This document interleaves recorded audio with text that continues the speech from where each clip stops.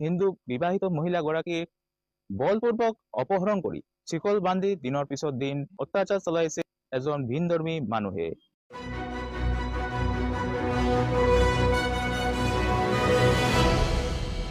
কাছাড়ে লাভ জেহাদ ও জমি জেহাদের ঘটনা আবারও প্রকাশ্যে এসেছে।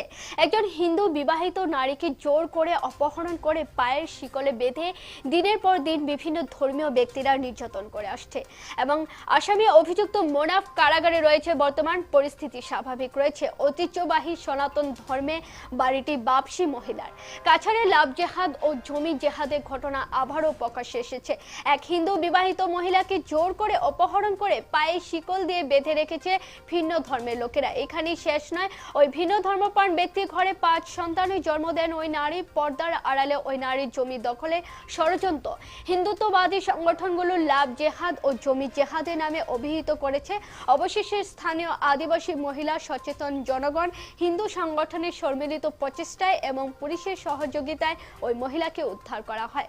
পুলিশ গুরুত্বপূর্ণ ভূমিকা পালন করে। এই ব্যাপারে অভিযুক্ত মনাফ আলী গ্রেপ্তার হয়ে বর্তমান কারাগারে রয়েছেন। সেই সঙ্গে এলাকায় শান্তি শৃঙ্খলা বজায় রাখা হয়েছে। বর্তমান জনগণ পুলিশকে ধন্যবাদ জানিয়েছে। এই বিষয়ে দেখুন আমাদের প্রতিনিধির এক প্রতিবেদন।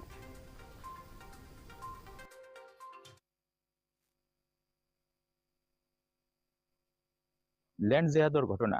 হিন্দু বিবাহিত মহিলাগৰাকীক বলপূৰ্বক অপহৰণ কৰি চিকল বান্ধি দিনৰ পিছত দিন অত্যাচাৰ চলাইছে এজন ভিনধৰ্মী মানুহে। তেওঁৰ নাম মনাফ আলী। তেওঁৰ ঘৰ কাছাৰত চেউতিজিপিত। পিছত স্থানীয় মানুহৰ চাপত পৰি মনাফে মহিলাগৰাকীক লৈ যায় দামচৰাৰ কাশীবন অঞ্চলত।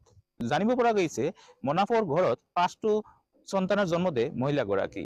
স্থানীয় বাসিন্দাসকলৰ সহযোগিতাত বিভিন্ন অভিযোগৰ পৰিপ্ৰেক্ষিতত যোৱা বৃহস্পতিবাৰে দামচৰাৰ কাশীবন পৰা মহিলাগৰাকীক উদ্ধাৰ কৰে বৰখলা আৰক্ষী। আজি দলচৰা জিপিৰ তাৰাচাঁদ মন্দিৰত মহিলাগৰাকীক ঘর বাপসী অনুষ্ঠানের আয়োজন চলি আছে। তাত উপস্থিত আছে নির্যাতিতৰ শিকার মহিলাগৰাকী আৰু উপস্থিত আছে বিশ্ব হিন্দু পৰিষদ, বজৰং দল, কেইবাটা হিন্দু সংগঠনৰ কৰ্মকৰ্তা, স্থানীয় সচেতন মহল। মই তেওঁলোকৰ পৰা জানিব কি ঘটনা ঘটিছে। দিদি, ঘটনাটো কি হৈছে আপুনি কওক। পরে আমার নিচে নেওয়ার পরে 5টা সন্তান পাইছি। 5টা সন্তান পাওয়ার আমার খুব অত্যাচার করেছেন। অত্যাচার হতেন আর কি জায়গা জমিনের কারণে আর কি। আমার জায়গা জমিন আগে তো বুঝতে পারছি না, আমি এখন বুঝছি। আর জায়গা জমিন নিবার লাগে না ওরকম আমার আগে কয়েকদিন সৈতিক নিয়ে লঙ্গর দিয়ে বান্ধিয়ে কইছে। তারপরে আমরা কইছেন এখানে দস্তখত দিয়া, তারপরে বাড়ির জায়গা জমিন গেছে তারা টাকা দিয়ে, এরপরে আমার রিকোয়েস্ট দিত। তারপরে আমি এখানে দিছি না, কইছি ওই ডিমো কইয়া রাখছে জানার দরে। এরপরে রয়েছে এরপরে আমার নিচে নিয়ে নামছড়া কাশিবনে এখানে নিয়ে আমার অত্যাচার করছেন করিয়া বান্ধিয়া রাখছেন। মারার ছুটে আর কি আমি পয়লা কইছি দিমো, আচ্ছা দিমো কইয়া রয়েছে। এরপরে তো কথার লগে আমার মারা লঙ্গরের লাগাইয়া রাখিতে আমার কয় তোর জায়গা জমিন 12 বছর ক্ষয়ক্ষতি দিবে, এরপরে তুই নামান্তনে যেতে পারবি, এর আগে যেতে পারতেন না। এই সময় আমি আর কিছু ব্যবস্থা পাইছি না। এখানে আর আদিবাসী আছে কয়জন, এরা আমরা দেখছেন মেয়ে লোক। এরপরে তারা আমি খান দিয়া কইছি ওরকম ওরকম ঘটনা আমার মিতেন বাঁচাও। পরে তারা ভিডিও করিয়া দিছি। দেওয়ার পরে আমার এই থানা স্টাফ নিয়ে গিয়ে উদ্ধার করিয়া আনছে। এরপরে তো আমি আর এই ধর্ম যেতাম না, কইছি আমার ধর্মটা আমি যাইমুখে। আমি এখন হিন্দু ধর্ম হইতে চাই, আমি আর মুসলমান ধর্ম দেখতে চাই না। সেদিন থানার যে সময় আমার বাচ্চাগুলো আসছিল, এই সময় আমার থানায় সমঝেছে তুমি বাচ্চা নেও। আমি কইছি না স্যার, আমি বাচ্চা নিতাম না, আমার বাচ্চা লাগে না।